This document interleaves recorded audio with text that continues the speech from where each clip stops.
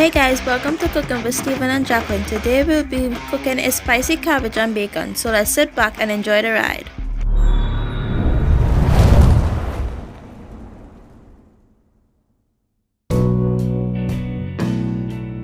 Hey guys, our first pit stop today is to go prep our cabbage, and here's our ingredients. You'll need 1 small or half of a medium cabbage, 1 small onion, 1 small tomato, 2 cloves of garlic, half of a Scotch bonnet pepper, 3 to 4 strips of bacon, salt and black pepper, 1.5 to 2 teaspoons of Cajun Seasoning, and 1 tablespoon of unsalted butter. Well guys, let's start off by slicing our onions. You will need 1 small or 1 medium onion depending on how much onion you would like in your cabbage. Here I have half of a white and half of a red, which I'm going to slice up thinly. So I have made this recipe a few times before. It was quite delicious. This video was actually inspired by my brother Brandon over at Taylor's Fire and Smoke Cooking. I will have a link to his channel in the description box and also in the iCards above.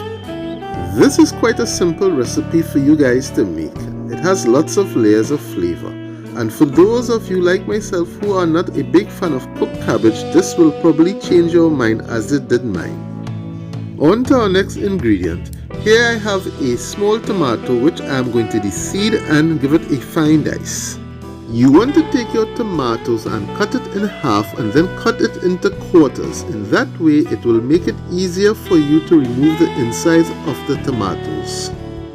And remember guys, I'm a chef by no means, so I know I'm doing this the wrong way, but I'm just comfortable doing it this way. After you have removed the seeds, you want to cut your tomato into some thin strips and then cut against those strips, and there you will have your diced tomatoes. When you have done this, you want to set this aside and move on to the next ingredient. Here I got a couple large cloves of garlic which I'm just going to smash and give it a fine dice or a rough chop. And for those of you who watch my video, you know it's all about those layers of flavor. And here you see I've gotten my garlic all nice and finely diced, or minced, whichever way you decide to say it. And now that our garlic is all finely chopped up and set aside, we are going on to one of our main ingredients, and that is our cabbage. Here I'm just breaking it down to make it easier for me to handle. After we have done that, it is time for me to remove the core, and that is very easy to do, as you can see. Now that we have done that, it's time to start shredding our cabbage. And you want to have a very sharp knife when you're doing this. I prefer to do it this way, but you may also cut it a bit thicker if you wish. So let's get this cabbage all shredded up, and then we'll be moving on to the next step. After you have finished shredding your cabbage, you just want to take the pile, spin it around and split it straight down the middle to get some smaller pieces. This is optional of course. Now I'm just going to place it into a bowl and set it aside.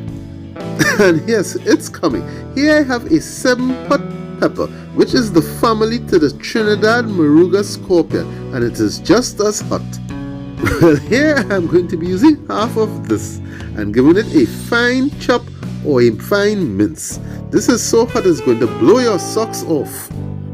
And our pepper is all finely chopped up. We're going to set this aside, and we're going on to our next ingredient, which is the game changer. That is bacon, of course. I'm just going to take my 4 strips, split it down the middle, and then cut them into some thin short strips. And as everybody knows, bacon makes everything better. I tell you, adding bacon to the cabbage made me look at cabbage in a whole new light, because I was never really a fan of cooked cabbage, but now I am since I started adding bacon to it. And now that our bacon is all cut up and set aside with the rest of the ingredients needed for this cook, here's a bit of a close-up of those ingredients. Don't forget to give this video a thumbs up, and if you're new to the channel, hit that subscribe button and click the post notifications for more. So guys, it's time to cook the bacon. Now here I'm using my 11-inch cast iron skillet, and of course you can cook your bacon to your liking, be it crisp or in between. Well, after about 15 minutes, a few seconds for you guys, our bacon is coming along nicely. And here's a bird's eye view of how our bacon looking. Isn't that a beauty there, folks? And I say it's time to get our bacon into a plate and move on to the next step. After removing the bacon from the cast iron skillet, you want to also remove some of that oil, but not all because you want that bacon flavor. Now it's time to saute some onions. Here I have some white and some reds. This is also going to help deglaze your pan. We want to saute those onions for about 5 minutes. When sauteing your onions, you want to have your stove at a medium-low heat and let those onions pick up all that bacon goodness at the bottom of that pan. And the aroma here is absolutely amazing. Now that you have gotten your onions where you want them, it's time to go in with your tomatoes. This step is optional of course, but I like the taste of tomatoes and also add a bit of color. You just want to give this a good old mix to make sure that all those flavors come together. And here's the thing guys, do you say tomatoes or tomatoes? Please leave it in the comments. Well folks, we're going to let this saute for about a couple more minutes again before we add our next ingredient, and that will be our finely minced garlic. We're going to let this saute for about 30 to 40 seconds or until it becomes fragrant. You don't want to leave it longer than that, otherwise you'll get a bitter taste. And as soon as you get that aroma, it's time to start incorporating it into the rest of the ingredients in your cast iron skillet. Now that I've incorporated the garlic with the onions and tomatoes, it's time to go into one of our main ingredients, and that is our shredded cabbage. All you have got to do now is incorporate that cabbage with the onions and tomatoes and that garlic, and also scrape the bottom of the cast iron skillet to get any of that delicious goodness that has stuck to the bottom of it. So now that everything is incorporated, here's where you can get creative by adding any seasoning of your choice. Here I'm using some of my homemade Cajun seasoning. Here I'm just adding about 1 to 1.5 teaspoons of that Cajun seasoning. You don't want to add too much because remember there's some salt in this and also there's bacon to come. Next I'm going in with a bit of black pepper, about 1 to 1.5 teaspoons. And as you know, black pepper and cabbage goes well together. And all you have got to do is give this a good old mix and make sure that all those flavors marry together. Here I'm just going to put the cover on and let this cook down for about 5 minutes on a medium-low heat.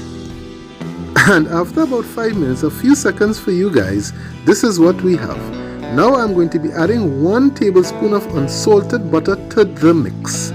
Well, here's where I'm taking it to a whole new level. I'm going in with that 7-pot pepper, which is family to the Trinidad Moruga scorpion pepper. So that's pure fire here, guys. So I know some of you might be asking why I've added the pepper at this late stage, but trust me on this one guys, if I had added it earlier on when sauteing the onions and garlic, I would have been sneezing my head off. Well boys and girls, as you can see, everything is coming together nicely.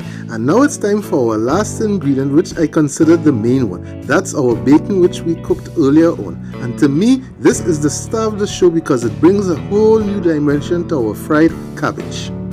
All I have to do now is to get this all mixed up and make sure that the bacon is properly well incorporated with that cabbage. After doing that, you want to give it a good old taste and make sure that you don't need any other ingredient. And it definitely looks like we are on point.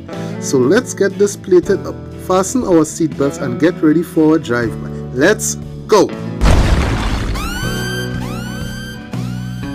Well boys and girls, here's our delicious spicy cabbage and bacon, and it was so tasty.